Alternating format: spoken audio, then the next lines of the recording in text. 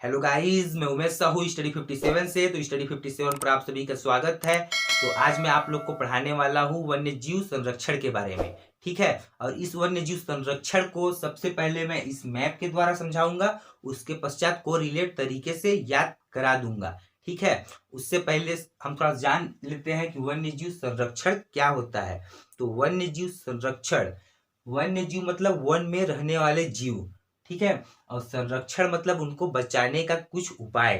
ठीक है, तो वन्य जीव संरक्षण को बचाने का क्या आवश्यकता है। ठीक है, तो गाइस क्या है कि धीरे धीरे है ना वन्य जीवों की संख्या में कमी देखने को मिल रही है। ठीक है, पहले वन्य जीवों की संख्या अच्छी खासी थी, लेकिन अब दिन प्रतिदिन वन्य जीवों की संख्या में कमी देखने को मिल रही है। ठीक है, तो उसी कमी को देखते हुए सरकार के द्वारा क्या किया गया कि 1972 में, ठीक है, क्या चीज में 1972 में वन्य जीव के संरक्षण के लिए एक अधिनियम लाया गया। ठीक है, जिसे वन्य जीव संरक्षण अधिनियम कहते हैं। वो कब आया? 1972 में। ठीक है, उसके तहत 3 प्रकार के है ना आरक्षित क्षेत्र बनाए गए, जिनमें वन्य जीवों को संरक्षित किया गया, मतलब सुरक्षित रूप से रखा गया। कौन कौन से बनाए गए थे उस समय? तो देखिए, सबसे पहले राष्ट्रीय उद्यान, अभ्यारण्य और जैव मंडल, ये 3 क्षेत्र बनाए थे। अब दिन प्रतिदिन इनमें परिवर्तन होते जा रहा है। ठीक है, क्या हो रहा है कि देखिए, ये सब थे पहले राष्ट्रीय उद्यान, अभ्यारण्य और जैव मंडल। अब क्या हो रहा है कि टाइगर रिजर्व बन गया, बायोस्फीयर, गेम सेंचुरी, हाथी रिजर्व, मगरमच्छ क्षेत्र संरक्षक। ठीक है, ये सब दिन प्रतिदिन बन रहे हैं। ठीक है, विभिन्न प्रकार के जीवों की सुरक्षा के लिए। ठीक है, तो गाइस देखिए, छत्तीसगढ़ में, ठीक है, टाइगर रिजर्व, राष्ट्रीय उद्यान, अभ्यारण्य, ये सब कितने कितने हैं हम थोड़ा सा नॉर्मल तरीके से यहाँ पर देख लेते हैं। जब समझाऊंगा और याद कराऊंगा तो बहुत सिंपल तरीके से याद हो जाएगा। ठीक, तो देखिए, टाइगर रिजर्व 3 है, राष्ट्रीय उद्यान 3 है, ये दोनों 3-3 है।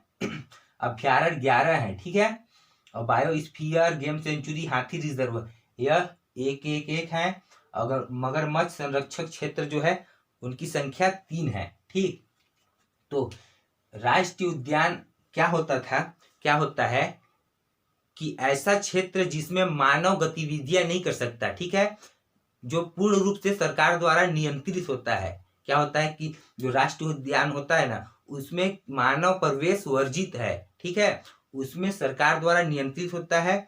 ऐसी जगह पर उसमें मानव गतिविधियां नहीं कर सकता। ठीक है, किसी भी प्रकार की गतिविधियां नहीं कर सकता।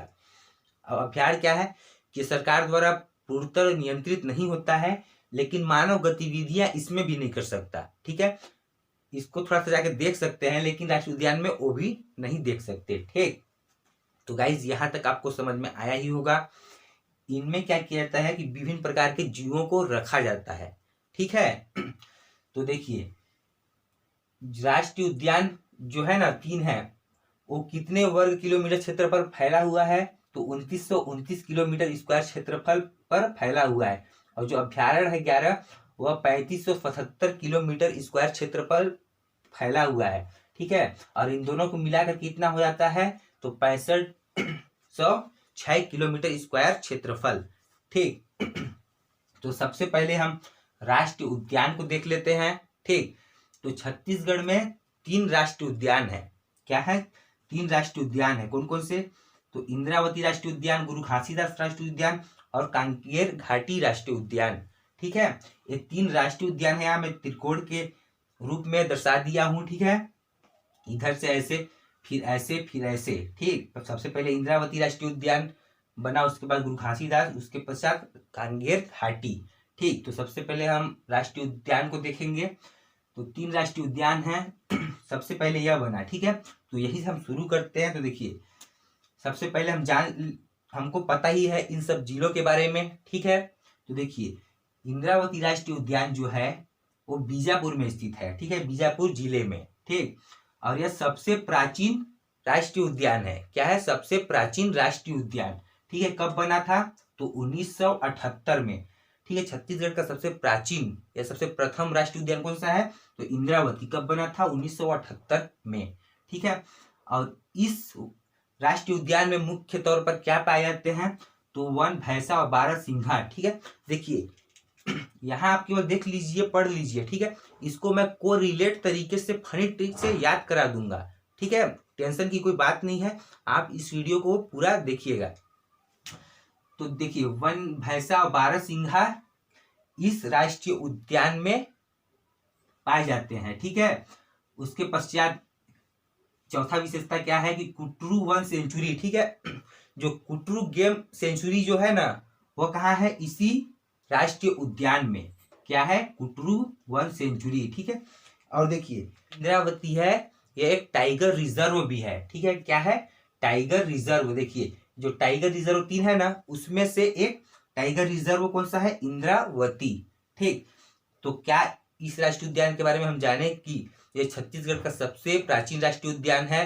ठीक है, कब बना था, 1978 में, और ये बीजापुर में है। ठीक है, और यहाँ मुख्य तौर पर क्या पाए जाते हैं, तो वन, भैंसा और बारहसिंघा, और कुटरू गेम सेंचुरी इसी राष्ट्रीय उद्यान में है, और यह टाइगर रिजर्व है। ठीक है, यहाँ तक हमने इसके बारे में जाना। अब हम देखते हैं दूसरा, गुरु घासीदास राष्ट्रीय उद्यान। ठीक है, तो देखिए यह कोरिया और यह क्या है, सूरजपुर। तो इन दोनों को मिलाकर है ना, इन दोनों क्षेत्रों में फैला हुआ है क्या चीज, गुरु घासीदास राष्ट्रीय उद्यान। ठीक है, और यह दूसरा राष्ट्रीय उद्यान है, और यह कब बना था, तो गाइस यह 1981 में बना था। ठीक है, किसी किसी बुक में 1982 है। ठीक है, लेकिन एक बार एक क्वेश्चन आया था, तो व्यापम द्वारा 1981 इसका आंसर लिया गया था। ठीक है, अब कहाँ फैला हुआ है, तो देखिए कोरिया और सूरजपुर में यह है। और ठीक है, और देखिए मध्य प्रदेश, ठीक है, से छत्तीसगढ़ जब अलग हुआ था, तो छत्तीसगढ़ के गठन से पहले इसका क्या नाम था, तो इसका नाम था संजय गांधी राष्ट्रीय उद्यान। ठीक है, जब छत्तीसगढ़ का गठन हुआ ना, उससे पहले इसका नाम क्या था, संजय गांधी राष्ट्रीय उद्यान, जिसका नाम परिवर्तन करके क्या रखा गया, तो गुरु घासीदास राष्ट्रीय उद्यान। ठीक है, और इसकी क्या विशेषता है, और यह सबसे बड़ा राष्ट्रीय उद्यान है। क्या है, सबसे बड़ा राष्ट्रीय उद्यान है। ठीक है, और इस राष्ट्रीय उद्यान कितने किलोमीटर क्षेत्र पर फैला हुआ है, तो देखिए 1441 किलोमीटर वर्ग किलोमीटर क्षेत्रफल पर फैला हुआ है। कितना, 1441। और यह राष्ट्रीय उद्यान कितना फैला हुआ था, तो देखिए 1258 किलोमीटर स्क्वायर क्षेत्रफल पर फैला हुआ था। क्या चीज, इंद्रावती। और ये कितना, 1441, मतलब इससे ज्यादा क्षेत्रफल फैला हुआ है, मतलब कि यह इससे बड़ा राष्ट्रीय उद्यान है। ठीक है, मतलब कि सबसे बड़ा राष्ट्रीय उद्यान कौन सा है, तो यही है, कौन सा, गुरु घासीदास राष्ट्रीय उद्यान। ठीक है, और यहाँ क्या पाए जाते हैं, तो नील गाय और गौर। ठीक है, यहाँ मुख्य तौर पर नील गाय और गौर पाए जाते हैं। ठीक है, अगर यहाँ पर याद नहीं हो रहा होगा तो मैं इसको कोरिलेट फनी ट्रिक से याद कराने वाला हूँ, आप टेंशन न लीजिए। देखिए, और इसे प्रदेश का चौथा टाइगर रिजर्व घोषित किया गया था। ठीक है, प्रदेश का चौथा टाइगर रिजर्व घोषित किया गया था, लेकिन वह कैंसिल हो गया। अब प्रदेश का चौथा tiger reserve Bhoramdev tiger reserve वह प्रस्तावित है। ठीक है, राष्ट्रीय उद्यान के बारे में क्या जाने कि यह कोरिया और सूरजपुर में फैला हुआ है। ठीक है, यह छत्तीसगढ़ का सबसे बड़ा राष्ट्रीय उद्यान है। कितना है, इसकी क्षेत्रफल कितना है, तो 1441 वर्ग किलोमीटर क्षेत्रफल है। इसमें मुख्य रूप से नील गाय और गौर पाए जाते हैं। इसके पश्चात अब हम देखते हैं तीसरे राष्ट्रीय उद्यान को। ठीक है, तीसरे राष्ट्रीय उद्यान के बारे में क्या है कि यह बस्तर क्षेत्र में है। ठीक है, बस्तर जिले में है। ठीक, यह प्रदेश का सबसे छोटा राष्ट्रीय उद्यान है। ठीक है, 200 वर्ग किलोमीटर क्षेत्रफल है इसका। कितना, कांगेर घाटी का 200 वर्ग किलोमीटर क्षेत्रफल। देखिए ये छोटा है, इसीलिए हमने इसको छोटा बना दिया है लाल को। ठीक है, और ये सबसे बड़ा इसलिए इसे हम सबसे बड़ा बनाए हैं। ठीक ना, तो गाइस देखिए सबसे छोटा बनाया है क्योंकि ये सबसे छोटा राष्ट्रीय उद्यान है। ठीक है, और इसमें मुख्यतः क्या पाया जाता है, तो पहाड़ी मैना। क्या पाया जाता है, पहाड़ी मैना। ठीक है, और यहीं पर कुटुमसर गुफा है। कहाँ है, इसी बस्तर क्षेत्र में, इसी कांकेर घाटी में है। क्या चीज, कुटुमसर की गुफा। ठीक, तो गाइस हमने यहाँ मैप के द्वारा जाना। ठीक है, कि छत्तीसगढ़ में 3 राष्ट्रीय उद्यान है। कौन कौन से? इंद्रावती राष्ट्रीय उद्यान, गुरु घासीदास राष्ट्रीय उद्यान और कांगेर घाटी राष्ट्रीय उद्यान। ठीक, और उसके विशेषताओं के बारे में हमने जाना। आप इन सभी को नोट्स कर लीजिएगा। ठीक है, अब हम थोड़ा सा पढ़ेंगे इन सभी को। ठीक है, तो अब हम देखते हैं अभ्यारण्य के बारे में। तो गाइज अब हम अभ्यारण्य के बारे में देखते हैं। तो छत्तीसगढ़ में 11 अभ्यारण्य है। ठीक है, कौन कौन से? सीता नदी, अचानक मार, बादलखोल, गोमर्दा, बारनावपारा, सेमरसोत, तमोर पिंगला, उदयंती, पामेड़, भैरमगढ़ और भोरमदेव। ठीक है, यहाँ पर हम केवल मैप के द्वारा देख रहे हैं।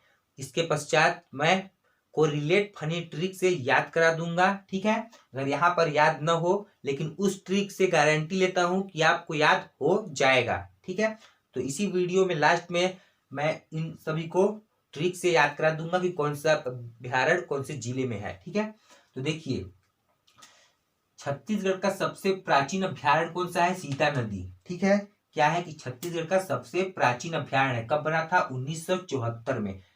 ठीक है, किस जिले में है? धमतरी में। ठीक ना, देखिए इन जिलों के बारे में तो पता ही होगा। तो देखिए सीता नदी छत्तीसगढ़ का सबसे प्राचीन अभ्यारण्य है। कब बना था? 1974 में। ठीक, उसके पश्चात 1975 में 3 अभ्यारण्य बने थे। ठीक है, 1975 में 3 अभ्यारण्य बने थे। कौन कौन सा? अचानक मार, बादलखोल और गोमर्दा। ठीक है, अचानक मार, बादलखोल और गोमर्दा। ठीक है, यह 3 अभ्यारण्य 1975 में बने थे। अचानक मार कहाँ है? मुंगेली में। बादलखोल कहाँ है? जसपुर में। गोमर्दा कहाँ है? रायगढ़ में। ठीक है, यह 3 अभ्यारण्य कब बने थे? 1975 में। ठीक है, उसके पश्चात एक अभ्यारण्य बना था कब? 1976 में। कौन सा अभ्यारण्य? बारनावपारा।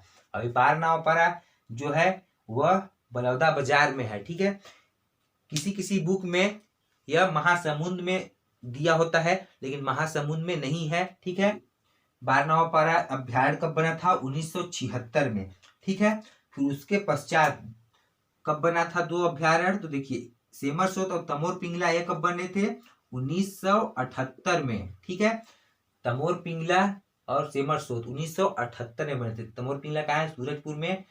और सेमरसोत कहाँ है? बलरामपुर में। ठीक है, और ये जो तमोर पिंगला है ये छत्तीसगढ़ का सबसे बड़ा अभ्यारण्य है। ठीक है, इसका क्षेत्रफल कितना है? तो किलोमीटर वर्ग क्षेत्रफल है। कितना? 605 किलोमीटर। ठीक है, इसको आप जरूर याद करिएगा कि छत्तीसगढ़ का सबसे बड़ा अभ्यारण्य कौन सा है? तो तमोर पिंगला कहाँ है? सूरजपुर में। ठीक है, और इसका क्षेत्रफल कितना है? मीटर। ठीक, उसके पश्चात उदयंती, पामेड़ और भैरमगढ़ ये कब बना था? तो 1983 में बना था। कब बना था? 1983 में। उदयंती कहाँ है? तो उदयंती गरियाबंद में है। ठीक है, पामेड़ और भैरमगढ़ कहाँ है? दोनों बीजापुर में है। ठीक है, कहाँ है पामेड़ और भैरमगढ़? ये दोनों बीजापुर में है। और 11वां है भोरमदेव अभ्यारण्य। ठीक है, अभी भोरमदेव अभ्यारण्य छत्तीसगढ़ का सबसे नया अभ्यारण्य है। कब बना था? 2001 में। ठीक है, यहाँ पर हमने देखा कि देखिए भोरमदेव अभ्यारण्य कहाँ है? कवर्धा जिले में है ना, कवर्धा जिले में। और ये छत्तीसगढ़ का सबसे नया अभ्यारण्य है। कब बना था? 2001 में। छत्तीसगढ़ का सबसे प्राचीन अभ्यारण्य सीता नदी कब बना था? 1974 में। छत्तीसगढ़ का सबसे नया अभ्यारण्य कौन सा है? भोरमदेव। कब बना था? 2001। छत्तीसगढ़ का सबसे बड़ा अभ्यारण्य तमोर पिंगला। और छत्तीसगढ़ का सबसे छोटा अभ्यारण्य कौन सा है? तो बादलखोल। ठीक है, छत्तीसगढ़ का सबसे छोटा अभ्यारण्य कितना है? तो 105 किलोमीटर वर्ग क्षेत्रफल है। ठीक है, किसका? इस बादलखोल का।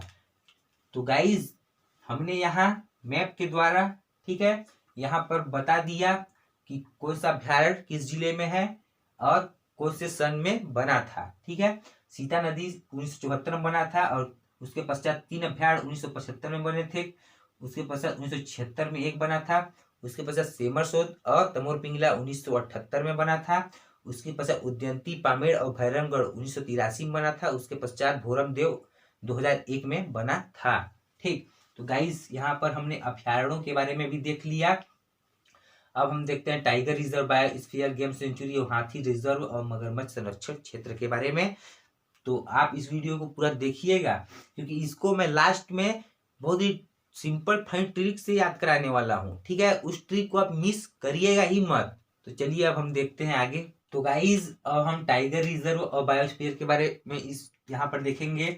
देखिए, सबसे पहले हम बायोस्फीयर के बारे में देख लेते हैं। तो छत्तीसगढ़ में एकमात्र बायोस्फीयर है, ठीक है, जैसा कि आपने यहाँ पर देखा कि एक है बायोस्फीयर, कौन सा, अचानक मार, ठीक है। ये जो अचानक मार है ना, वो बायोस्फीयर भी है और क्या है, टाइगर रिजर्व भी। क्या है ये जो अचानक मार है, वो क्या क्या चीज है, तो ये दो चीज है। क्या क्या चीज है, दो। तो देखिए, यह बायोस्फीयर भी है, बायोस्फीयर है ना, और टाइगर रिजर्व भी है। क्या है, टाइगर रिजर्व भी है ये अचानक मार, ठीक है। तो छत्तीसगढ़ में एक ही बायोस्फीयर है, कौन सा है, अचानक मार। और एक कब बना था, तो 2005 में। कब बना था, 5 में, 2005 में, ठीक है। अब एक पता ही है कौन से जिले में है, तो मुंगेली जिले में है, ठीक है। यहाँ पर याद नहीं होगा तो मैं अभी ट्रिक से याद करा दूंगा, ठीक है। तो देखिए, छत्तीसगढ़ में एक ही बायोस्फीयर है, कौन सा, अचानक मार। कब बना था, 2005 में। प्रदेश का एकमात्र बायोस्फीयर, ठीक है। यहाँ हमने बायोस्फीयर को देख लिया, ठीक। अब हम देखते हैं टाइगर रिजर्व को। किसको देखेंगे, तो देखेंगे हम टाइगर रिजर्व को। तो छत्तीसगढ़ में 3 टाइगर रिजर्व हैं। कौन कौन से हैं, इंद्रावती, अचानक मार और सीता नदी उद्यंती, ठीक है। ये 3 क्या है, टाइगर रिजर्व। तो इनके बारे में हम देखते हैं। देखिए, सबसे पहले हम देखेंगे अचानक मार को ही देख लेते हैं, ठीक है। तो ये कहाँ है, मुंगेली जिले में है और छत्तीसगढ़ का सबसे बड़ा क्या है, टाइगर रिजर्व। क्या है, छत्तीसगढ़ का सबसे बड़ा टाइगर रिजर्व। देखिए, कोई भी टाइगर रिजर्व बनने से पहले वो टाइगर प्रोजेक्ट बनता है, एक प्रोजेक्ट तैयार किया जाता है, ठीक है। और उस प्रोजेक्ट के तहत फिर क्या किया जाता है, टाइगर रिजर्व बनाया जाता है। तो देखिए, क्या है कि जो यह अचानक मार है ना, उस छत्तीसगढ़ का सबसे बड़ा टाइगर रिजर्व है। अब ये टाइगर प्रोजेक्ट कब बना था, तो 19 क्या बोलते 2006 में, ठीक है। और ये टाइगर रिजर्व कब बना था, तो 2009 में, ठीक है। और सीता नदी उद्यंती भी, ये कहाँ है, धमतरी जिले में है, गरियाबंद में। ये भी 2006 में टाइगर प्रोजेक्ट बना था। उसके पश्चात 2009 में ये भी टाइगर रिजर्व घोषित कर दिया गया, ठीक है। उसके पश्चात तीसरा क्या है, इंद्रावती, ठीक है। और ये कहाँ है, बीजापुर में, ठीक है, दिख रहा होगा। और यह कब टाइगर प्रोजेक्ट था, तो 1982 में। अब ये जो इंद्रावती है वह क्या था, तो यह राष्ट्रीय उद्यान भी था, ठीक है। यहाँ पर जो इंद्रावती है वो राष्ट्रीय उद्यान भी है और क्या है, टाइगर रिजर्व भी। और जो अचानक मार है वो क्या है, वो अभ्यारण्य है और बायोस्फीयर और टाइगर रिजर्व, ये तीनों है, ठीक है।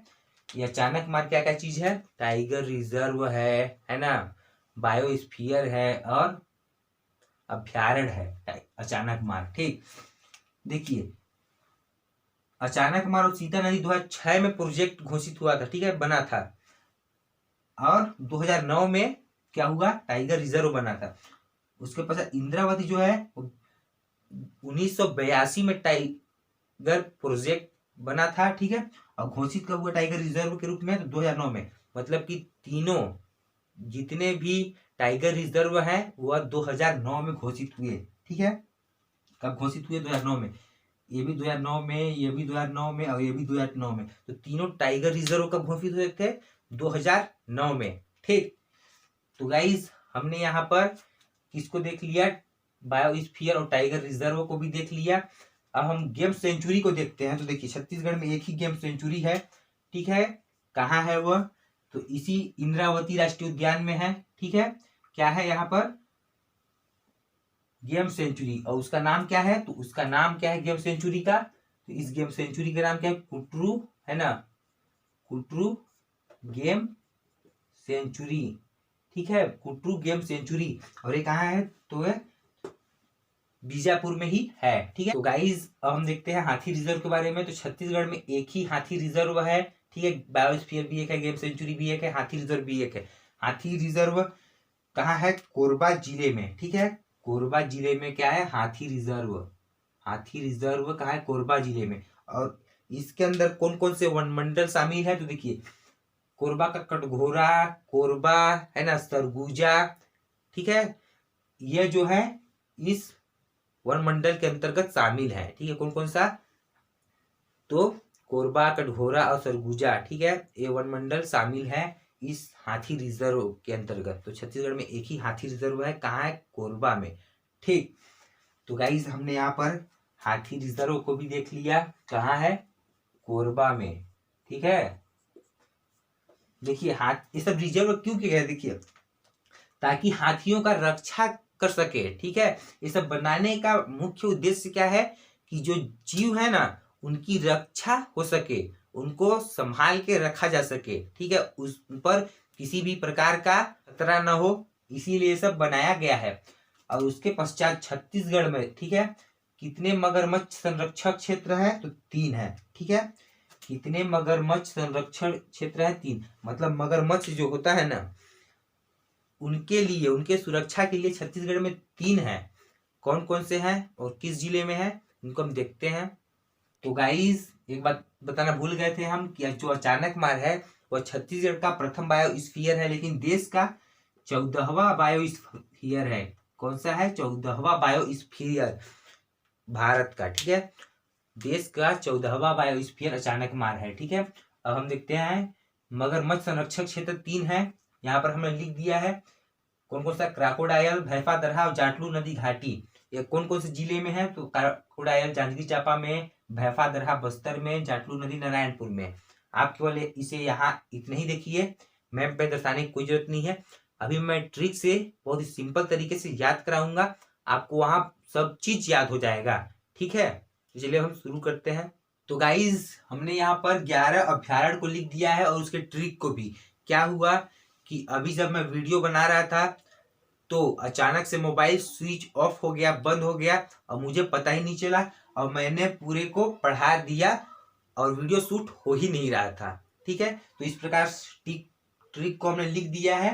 ठीक है, तो चलिए हम समझाते हैं, है ना, और याद कराते हैं आपको कि सीता नदी अभ्यारण्य का धमतरी जिले में। तो इसको कैसे याद करेंगे हम कि सीता को धमकी देकर ले गया। ठीक है, क्या किया? सीता को धमकी देकर ले गया। कौन ले गया? रावण ले गया था। ठीक है, सीता जी को धमकी देकर ले गया था ना रावण। तो सीता से क्या हो जाएगा याद? सीता नदी, और धमकी से क्या याद हो जाएगा? धमतरी। ठीक, सीता को धमकी देकर ले गया, सीता से सीता नदी और धमकी से धमतरी। ठीक, तो इस प्रकार से हमें याद हमेशा रहेगा सीता, और सीता को क्या किया था? धमकी देकर ले गया था ना, तो सीता सीता नदी और धमकी से धमतरी। उसके पश्चात देखते हैं अचानकमार एक आया मुंगेली जिले में। ठीक है, तो इसको कैसे याद करेंगे कि अचानक मर गईली। ठीक है, अचानक मर गईली। कैसे मर गया? अचानक मर गईली, अचानक मर गया। मर गया को एक बोली में बोलते हैं गईली, मर गईली। ठीक है, मर गया को क्या बोलते हैं एक बोली भाषा में? मर गईली। ठीक है, उसी प्रकार अचानक मर गईली, अचानक से क्या हो गया? अचानक मार, और गैली से क्या हो गया? मर गैली से मुंगेली। ठीक है, इस प्रकार से हम इसको याद कर सकते हैं। और तीसरा क्या है? बादल खोल है ना, और ये कहाँ है? जसपुर में। तो इसको कैसे याद करेंगे? देखिए बादल खोल से एक शब्द निकाल लेंगे हम, दल खोल। ठीक है, दल खोल क्या? दल खोल, दिल खोल है ना, दिल खोल के जश्न करूंगा। ठीक है, दिल खोल के जश्न करूंगा मतलब फुल माहौल में जश्न करूंगा। ठीक है, दिल खोल के जश्न करूंगा। दिल खोल से क्या हो गया? दल खोल, और दल खोल से बादल खोल, और जश्न करूंगा, जश्न से क्या हो गया? जसपुर। ठीक है, तो इस प्रकार से हमने इसे भी याद कर लिया कि दिल खोल के जश्न करूंगा। दिल खोल से दल खोल, और दल खोल से क्या हो गया? बादल खोल, और बादल खोल कहाँ है? जश्न करूंगा मतलब जसपुर में। ठीक, और उसके पश्चात देखते हैं नेक्स्ट हम गोमर्दा भेड़ कहाँ है? रायगढ़ में। तो इसको कैसे याद करेंगे? गो लेकिन राय लेके। ठीक है, गो मतलब जाओ लेकिन राय लेके जाओ, बिना राय लिए मत जाओ, बिना पूछे मत जाओ। ठीक है, जाओ लेकिन राय लेकर। ठीक है, मतलब गो लेकिन राय लेकर। गो से क्या हो गया? गोमर्दा है ना, और राय से क्या हो गया? रायगढ़। ठीक, उसके पश्चात देखते हैं हम नेक्स्ट बारनवा अभ्यारण्य कहाँ है? बलौदा बाजार में। ठीक है, और इसको कैसे याद करेंगे? बाजार से नावा ले आना। ठीक है, बाजार से नावा ले आना। बाजार से क्या हो गया? बलौदा बाजार, और नावा से क्या हो गया? बार नावा परा। ठीक है, क्या ले आना बाजार से? बाजार से नावा ले आना। ठीक है, पुराना पहन पहन के थक चुका हूँ, नावा ले आना। ठीक, कहाँ से? बाजार से। तो बाजार से क्या लेना? नावा लेना। बाजार से बलौदा बाजार, और नावा से बार नावा परा। तो गाइस हमने यहाँ पर 5 अभ्यारण्य को देख लिया। अब हम इधर देखते हैं नेक्स्ट सेमर सोत कहाँ है? बलरामपुर जिले में। तो इसको कैसे याद करेंगे? देखिए, बलराम सेम का सब्जी खा रहा है, ठीक है, या बलराम सेम का सब्जी खाकर सो गया, ठीक है। कौन? बलराम। बलराम नाम का कोई लड़का है, वो क्या किया कि सेम का सब्जी खाकर सो गया। क्या किया? सेम का सब्जी खाकर सो गया। सेम एक सब्जी का नाम है, ठीक है, जिसको सेमी भी कहते हैं। तो उस सेम को कौन खा लिया? बलराम, और खा के सूत गया। तो सेमर सोत, सेम सोत, सेमर सोत कहाँ है? बलरामपुर जिले में, क्योंकि सेम कौन खाया था? बलराम खाया था, ठीक है। तो गाइस हमने यहाँ पर देख लिया, हम इसे कहीं भूलेंगे भी नहीं, इस प्रकार से कोरिलेट करके याद करेंगे तो ठीक है। आप खुद आजमा के देख लीजिए कि आप भूलते हैं कि नहीं, है ना। तमोर पिंगला कहाँ है? सूरजपुर में। तो इसको कैसे याद करेंगे?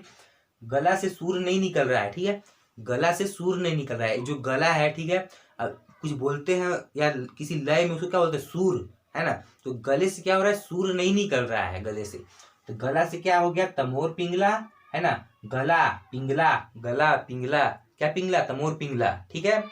और कहाँ है?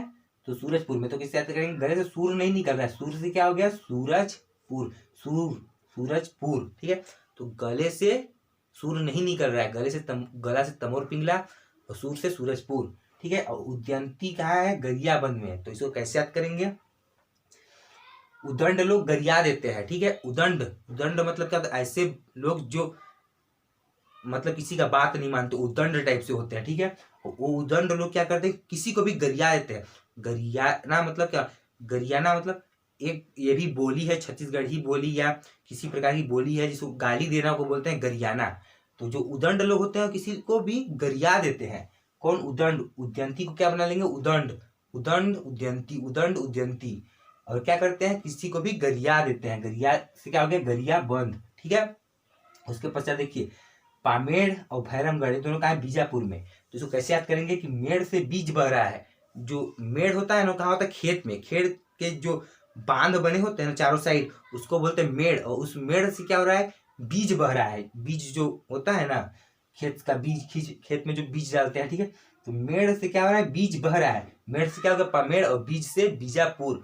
और एक और अभ्यारण्य है, कौन सा? भैरमगढ़, इसको याद रखिएगा, ठीक है। अब हम देखते हैं नेक्स्ट, फोरमदेव कवर्धा जिले में है। तो इसको कैसे याद करेंगे? तो देखिए, तो गाइस हमने यहाँ पर ट्रिक लिख दिया। भोर कब होगा, ठीक है। भोर मतलब जो सुबह होता है ना, सुबह भोर, वो कब होगा? तो भोर कब होगा? क्या पता कब होगा, ठीक है। भोर से क्या हो गया? भोरमदेव, और कब से क्या हो गया? कवर्धा, ठीक है। तो गाइस भोर कब होगा? भोर कब होगा? भोर, भोर से भोरमदेव, कब से? कवर्धा। तो गाइस हमने यहाँ पर 11 अभ्यारण्य को ट्रिक के साथ याद किया। अब हम याद करते हैं।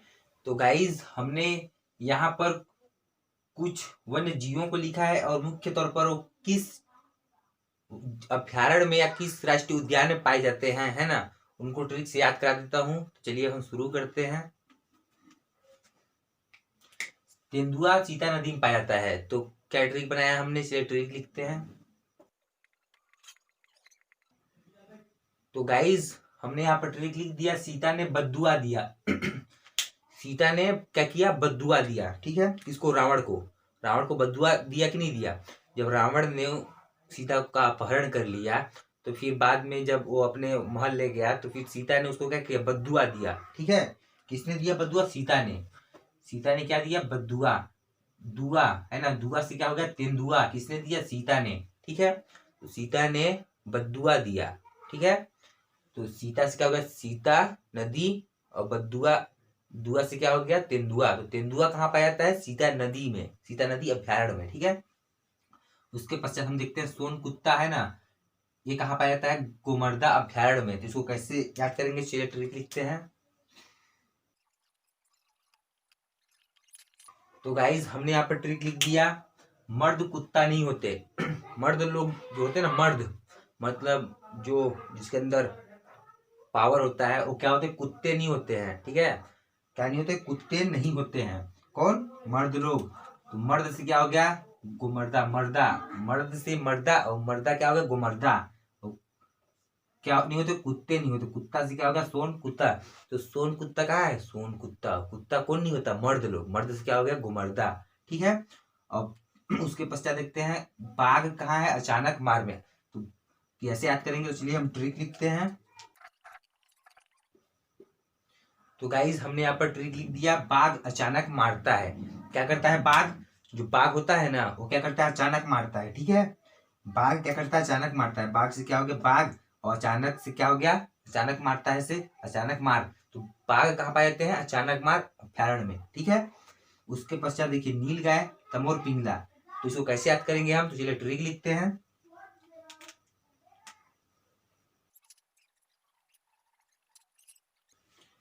तो गाइज हमने यहाँ पर लिख दिया ट्रिक, गाय का गला मोर जैसे है। ठीक है, गाय का गला मोर जैसे है, मतलब जैसे मोर जो होती है ना उसका आवाज बहुत मीठा होता है, कोयल टाइप से। उसी प्रकार यहाँ पर हमने बताया कि जो गाय होता है ना उसका गला कैसा होता है, मोर जैसा गला। ठीक है, गाय से क्या हो गया, नील गाय। ठीक है, और गला से क्या हो गया, पिंगला। ठीक, गला से पिंगला, पिंगला से तमोर पिंगला। तो नील गाय कहाँ पाया जाता है, तो तमोर पिंगला। ठीक है, अभ्यारण्य में। और राष्ट्रीय उद्यान के बारे में बात करें तो किस राष्ट्रीय उद्यान में, तो गुरु घासीदास राष्ट्रीय उद्यान में। चलिए अब हम इसे ट्रिक से याद करते हैं। तो गाइस देखिए नील गाय और गौर गुरु घासीदास राष्ट्रीय उद्यान में पाए जाते हैं। ठीक है, कहाँ पाए जाते हैं नील गाय और गौर, तो गुरु घासीदास राष्ट्रीय उद्यान में। तो किसका याद करेंगे हम, तो देखिए तो गाइस हमने यहाँ पर ट्रिक लिख दिया, गाय और गोरू घास खाते हैं। गाय और गोरू घास खाते हैं। जो गाय और गोरू किसको बोलते हैं, जो नंदी होता है ना उसी को छत्तीसगढ़िया भाषा में गोरू भी बोलते हैं। तो गाय गोरू क्या खाते हैं, घास। तो नील गाय है ना, गाय से क्या हो गया नील गाय, और गोरू से क्या हो गया गौर। तो गाय और गोरू क्या खाते हैं, घास। तो गाय गोरू से क्या हो गया, घास से क्या हो गया, तो घास से हो गया गुरु घासीदास। तो गाय गोरू हमें याद आएगा कहाँ पाए जाते हैं, गाय गोरू मतलब नील गाय और गोरू से क्या होगा गौर। तो नील गाय और गौर कहाँ पाए जाते हैं, तो गुरु घासीदास राष्ट्रीय उद्यान में। ठीक है, उसके पश्चात देखते हैं कि पहाड़ी मैना कहाँ पाया जाता है, कांगेर घाटी में मुख्य तौर पर पाए जाते हैं। तो इसको ट्रिक से याद करते हैं। तो चलिए देखिए, तो गाइस हमने यहाँ पर ट्रिक लिख दिया, क्या, पहाड़ में गियर बदलते हैं। ठीक है, जो पहाड़ होता है, पहाड़ समझ रहे हैं, ऊंचाई में पहाड़, तो फिर गियर बदलते हैं। गियर जो वाहन का जो गियर होता है ना, ठीक है, तो पहाड़ में जब पहुंचते हैं ऊपर चढ़ते हैं है ना, तो गियर को क्या करते हैं, बदलते हैं। ठीक है, क्या करते हैं, बदलते हैं। तो पहाड़ से क्या हो गया पहाड़ी मैना, और गियर से क्या हो गया कांगेर, गियर से कांगेर। तो पहाड़ में गियर बदलते हैं, मतलब कि पहाड़ से क्या हो गया पहाड़ी मैना, गियर से कांगेर घाटी। तो पहाड़ी मैना कहाँ पाया था, कांगेर घाटी में। ठीक है, तो इस प्रकार से इसको याद किया हमने। अब हम देखते हैं नेक्स्ट, वन भैंसा बारह सिंघा कहाँ पाया जाता है, तो इंद्रावती राष्ट्रीय उद्यान में। तो इसको कैसे याद करेंगे, तो चलिए ट्रिक लिखते हैं हम। तो गाइस ट्रिक हमने यहाँ पर लिख दिया, इंद्र का वज्र भैंसे का है 12 सिंगों वाले का। ठीक है, जो इंद्र जी है उनका जो एक शस्त्र है ना वज्र, वो ऐसे सिंह टाइप से होता है ना, तो उसमें कितने सिंह है, 12 सिंह। ठीक है, और क्या चीज का है, भैंसे का है। ठीक है, भैंस का है। तो देखिए इससे क्या याद हो गया हमें, इंद्र से क्या हो गया इंद्रावती राष्ट्रीय उद्यान, और क्या हो गया भैंस से क्या हो गया वन भैंसा, और 12 सिंह से क्या हो गया 12 सिंगा। तो इस प्रकार से याद रहेगा कि इंद्र का जो वज्र जो है ना कैसा है, 12 सिंगों वाला है। और क्या चीज का, भैंसे का। तो वन भैंसा और 12 सिंह कहाँ पाए जाते हैं, तो इंद्रावती राष्ट्रीय उद्यान में। ठीक है, तो ये 3 राष्ट्रीय उद्यान थे। अब एक मगरमच्छ संरक्षक पार्क था। ठीक है, तो वो कहाँ पाया जाता है, देखिए क्राकोडायल कहाँ पाया जाता है, जांजगीर चांपा जिले में। ठीक है, क्राकोडायल जो है ना मगरमच्छ संरक्षक पार्क, वो कहाँ है, जांजगीर चांपा में। इसको कैसे याद करेंगे, चलिए ट्रिक लिखते हैं हम। तो गाइज हमने यहाँ पर ट्रिक लिख दिया, चंपा का नंबर डायल करो। क्या करो, चंपा का नंबर डायल करो। किसका नंबर डायल करना है, चंपा का। ठीक है, क्या करना है, चंपा का नंबर डायल करना है। चंपा से क्या हो गया जांजगीर चांपा, और डायल से क्या हो गया क्राकोडायल। डायल से क्या हो गया क्राकोडायल। हमें कभी याद आएगा ना, क्राकोडायल कहाँ है, तो क्राकोडायल डायल क्या क्या डायल, हम चंपा का नंबर डायल किए थे, मतलब जांजगीर चांपा। तो गाइज यहाँ पर हमने देखा जितना हो सका, यहाँ हमने इस वीडियो में समेट देने का कोशिश किया जितने भी वन्य जीव संरक्षण क्षेत्र हैं। ठीक है, तो गाइज ये वीडियो आपको अच्छा लगा होगा तो इस वीडियो को ज़्यादा से ज़्यादा लोगों के पास शेयर कीजिए, और कमेंट करके बताएं कि वीडियो कैसा बना था, और अच्छा लगे तो लाइक शेयर करना ना भूलें। वीडियो देखने के लिए धन्यवाद, मिलते हैं नेक्स्ट वीडियो में, तब तक के लिए जय हिंद।